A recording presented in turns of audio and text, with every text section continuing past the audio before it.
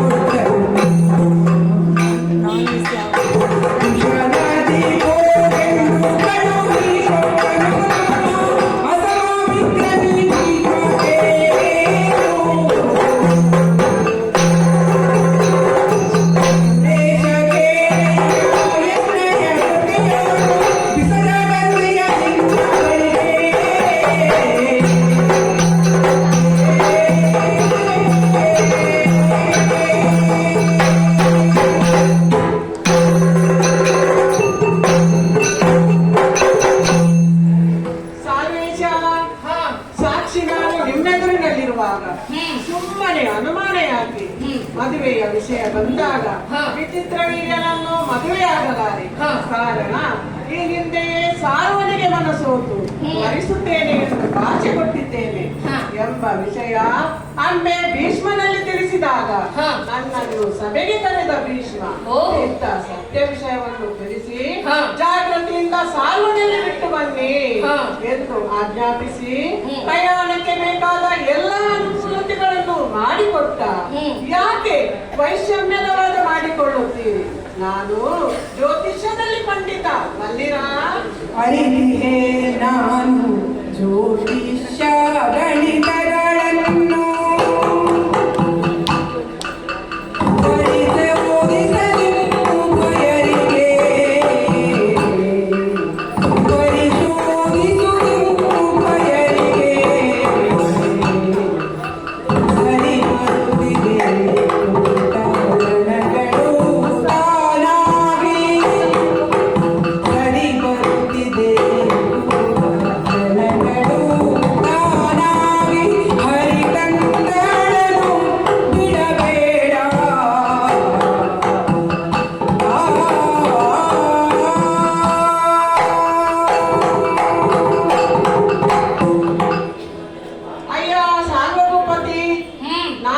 ಜ್ಯೋತಿಷಿ ಹಸ್ತಮುದ್ರಿಕಾ ಕುಂಡಲಿ ಮುಖ ನೋಡಿ ಮಾತ್ರವಲ್ಲದೆ ಗಣಿತ ಶಾಸ್ತ್ರದಲ್ಲಿ ಭವಿಷ್ಯ ಹೇಳಬಲ್ಲೆ.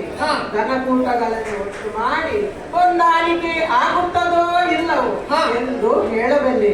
ನೀವಿಬ್ಬರು ವಾದಿಸುತ್ತಿರುವಾಗ ಬೆರಳಲ್ಲಿ ಎಣಿಸುತ್ತಾ ನಿಮ್ಮಿಬ್ಬರ ಜಾತಕ ಹೊಂದಾಣಿಕೆ ನೋಡುತ್ತಿದ್ದೆ. 36ಕ್ಕೆ 36 ಜೊತೆಯಾಗಿದೆ. ಮೊದಲೇ ಮೆಚ್ಚಿಕೊಂಡವರು ಯಾಕೆ ವೈಮನಸ್ಸು? ಒಲಿದು ಬಂದ ಲಕ್ಷ್ಮಿಯನ್ನು ಎಡಗಾಲಿನಿಂದ ಒದೆಯಬೇಡ, ವರಿಸು, ಜೀವನ ಸುಗಮವಾಗುತ್ತದೆ. ಎಷ್ಟು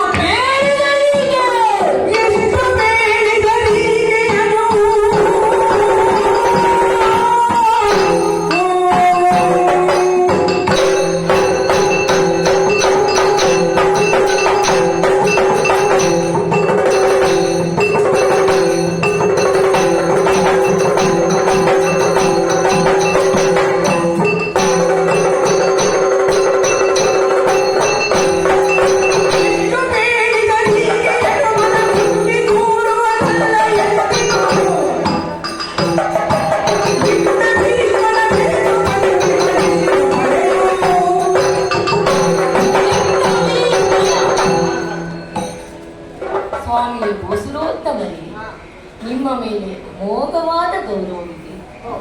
ನಿಮ್ಮನ್ನು ದೇವರ ಜಾಗದಲ್ಲಿ ಪೂಜಿಸಬಲ್ಲೆ.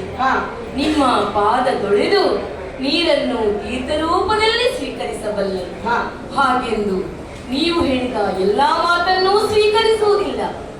ಅಡುಗೆ ಹಾಳಾದರೆ ಒಂದು ಹೊತ್ತಿನ ಊಟ ಹಾಳಾದೀತು, ಬೆಳೆ ಹಾಳಾದರೆ 1 ವರ್ಷದ ಬೆಳೆ ಹಾಳಾದೀತು, ದಾಂಪತ್ಯ ಹಾಳಾದರೆ ಇಡೀ ಜೀವನವೇ ಹಾಳಾದೀತು. ಇವಳನ್ನು ಎಂದಿಗೂ ಉಳಿಸಲಾರೆ. ಅಸ್ಥಿರಾಂತಿಯಲ್ಲಿ ಕೆಲವು ದಿವಸಗಳಿದ್ದು ಭೀಷ್ಮನೊಂದಿಗೆ ಬೆರೆತು ಬಂದವಳು ಇವಳು. ಕರುಣಿಯದ ಕೇಳುಗಳೆಂದಳು.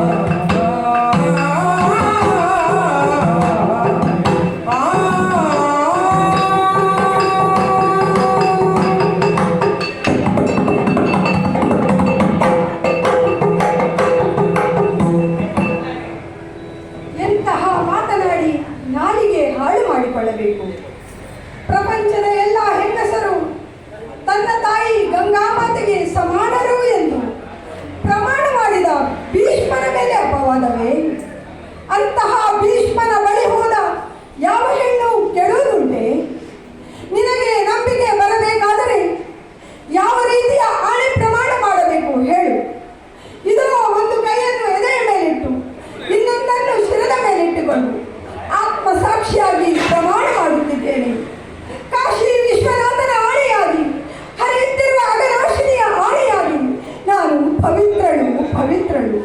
ತರುಣಿ ಕೇಳಿ ವಿಚಾರಿ, ತರುಣಿ ಕೇಳಿ ವಿಚಾರಿ.